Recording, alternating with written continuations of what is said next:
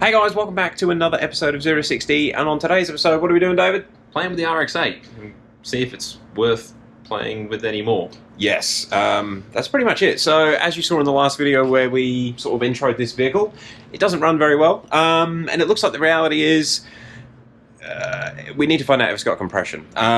There could be quite a few things causing this weird, the way it runs, the problems. It does have the issue where it won't start when it's warm, but it also doesn't really start when it's cold. So there's a few things going on with it, definitely, but we need to work out if this engine is worth spending hours trying to fix, because if it's got no compression, the engine is no good. So we did buy a rotary compression tester. So this is all a bit new to me. Obviously we have a normal cylinder engine compression tester, but the way the rotaries work, they pulse the compression on each corner of the rotor, and basically what this will do is measure the compression that each apex seal gives on that rotor face. It also then normalizes it to a certain RPM, and I guess it's just to give you an idea of how healthy the motor is, but we'll go through that shortly, because there's a load of other steps too. You've got to get the engine warm. Actually, it is warm, and we did just pull the leading plug on the rear housing out, and it is very carboned up. So we also have some new plugs that we might throw in if the compression test isn't terrible. Yeah. So I guess what we need to do now is remove both of the trailing spark plugs. They are the top spark plugs. Up in here. So basically that one there's got to come out, and that one there. And they're the two that we're going to use to do this compression test. While we're doing that, I just want to show you, because that rotary compression tester, it's a bit of a mouthful, actually comes as a kit, and I got that soldered together yesterday and actually was testing it with the compressor. So here's a little clip from yesterday when I was testing that. Let's get it hooked up to the car. Yeah.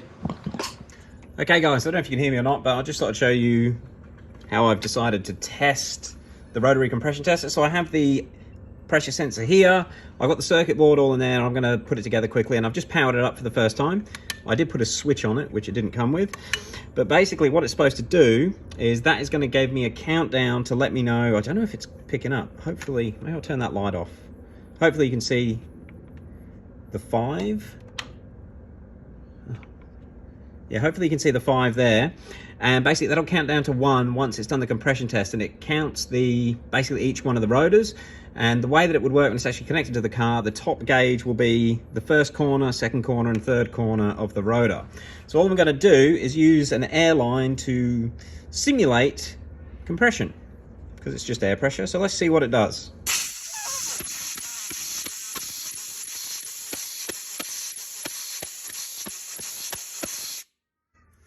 So there we go. That was the equivalent of 181 RPM. And they're the pressures that the sensors picked up, and that would be in PSI. Then it normalizes it to 250 RPMs, and that gives us a number that you're supposed to use to be able to work out if the rotary engine is any good. All right, back to present day. So this is the trailing plug. So it's sooty as hell, but this could be from even just the starts that we are far out. It's hot, it's warm. Just the starts we've been doing on it, but She's pretty fouled. The plug doesn't look very old. In fact, I'd say it's not been in the car for very long. Incredible smell of fuel as well as that come out of the cylinder or rotor. Yeah, look at that. You can just wipe the soot off.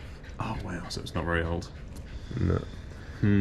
So she's running pretty fuely, but that plug is much newer than the leading plug. So this car has, I reckon, someone's replaced the trailing plugs, but not the leading plugs, for some reason. Oh, we're going to take the other one out, so we're going to have basically both of the trailing spark plugs out. It's very hard to see, and we will slide the electronic compression sensor thingy in its hole. So that is this is actually the, no, this one's the rear spark plug. Sooted up again, just like the other one. However, the plug does not look as new. So we've got some weird things going on with the plugs here, but they are the two trailing plugs, rear housing, front housing, rear rotor, front rotor. And Dave is just screwing the sensor in, and I've got to grab the box. Bit hot, Dave? Just a little bit. That'll be alright, just finger tight on it. Yeah. All right, get this connected. I'm super excited to see how this thing works. Well, and if this car has any compression. Yeah. All right, so just up in there, I've just disconnected the, well, they call it the eccentric shaft sensor, which is actually the crank sensor. We'll get the car lowered back down and probably pull the fuel pump fuse as well. And then start cranking. Sounds like a plan. All right, let's lower it down. So fuel pump fuse or relay is out. I'm going to turn the compression tester on. And what it should do, I haven't actually used it obviously, but it should give us a countdown on that number 5. And once the countdown's done, the compression test should be complete. You all right to crank it, David? You ready? Go for it. Sit. My God. Good or bad? Bad. Really? Yeah. What is it? What do we got? So at 250 RPM, rotor 1 is 63 PSI, rotor 2 is 70, and rotor 3 is 66. They're low numbers. A good engine should be over 100 at 250 RPM. So that's why it won't start. It's fucked. Pardon my French, everyone. My Japanese in this case. All right, well... Should we do the front housing? Yeah, we might as well sit and do the front. All right, let's check the front. Okay, so we've got it hooked onto the front housing now. Crank it.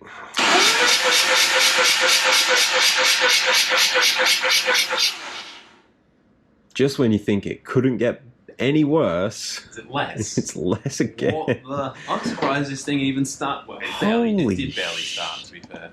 Yeah, like as I said in the other video, we don't know a lot about rotaries, but we're learning. And from what I can tell, all the searching I've done, I've never seen one with this low. So rotor 1 is 43 psi. Holy shit! Rotor 2 is 38 psi, and rotor 3 is 63 psi. Sweet. So we've got a big, expensive paperweight. It's got nice paint. Oh, no, it doesn't. No, it doesn't. No, it doesn't. Well, David, I don't think we need to... Because I was planning on this video to try the other plugs and do a few other things. Yeah, check the vacuum light. Just keep going through stuff, but there's probably no point. No, this motor is no good. I think we need to do a bit of working out what we want to do. We could obviously send it back to auction. Okay. And to be fair, there are tidier, as we've been involved in the RX8 community now, there are tidier RX8s than this. We could find a second-hand Renesis engine, which I think we'll probably get for about $2,000. One that's got some compression at least. Won't have a warranty, but it should run at least. And Or rebuild that one, but it's really too expensive. It's not viable. or put a 13B turbo on it. Or an M54. Either way, it's going to be an absolute very expensive process.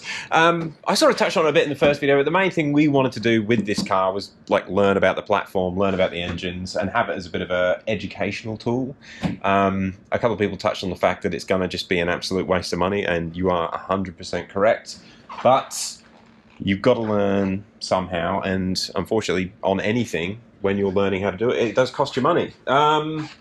I don't know. I think it's time to go and scour Facebook and Marketplace, Gumtree, and just if we maybe get an engine for $1,000. The thing is, if it's $1,000, I bet it's going to be pulled out of one from auction, and there will be no guarantee. Well, as long as if we know it runs, but if somebody south of the border says, "Oh, it runs," and then we get home and it's just like this, and it starts cold and then not hot, we're back to square one. Yeah, it's going to be a bit of a risk, but I think this is what I think. Let's go and see if we can find a cheap engine. We've paid too much money for this. If we send it back to auction, even just the fees and all that, we're probably going to lose $1,500. If it sells for the same money, which it's probably not now that some idiot's done a video of it on the internet with a broken engine. So I think let's see if we can get an engine for it. Cheapest option to get us playing with rotaries. Yeah, I don't want to. I don't want to. Even if we did the smartest thing to do was to cut our losses on this vehicle and send it back to auction. Just owning this zero compression wankle for a little bit makes me want to own a rotary even more than before I didn't have a broken one. Right. It just as soon as it does run when it's cold, it just sounds cool. Yeah. And it revs. It's got nice induction. The shape of the car's cool. I don't want to give up on the RX8 project yet. Okay. Even though we have a complete lemon. So, if anybody knows of any cheap Renesis engines in Queensland, hit us up in the link below. But let's end this video off here. Yay, we got a broken rotary. I can't believe those numbers. 38 PSI. How does it run? It's a bit surprising that it even fired when it was cold at those numbers. Oh, and just so everyone knows, if you're really into it, we are at sea level, so, well, pretty much sea level, so we don't really need to do any correction factors on these numbers. That's as good as those numbers are going to be. It's impressive. Impressively bad. All right, guys, thanks for watching. We'll catch you on the next one. Peace.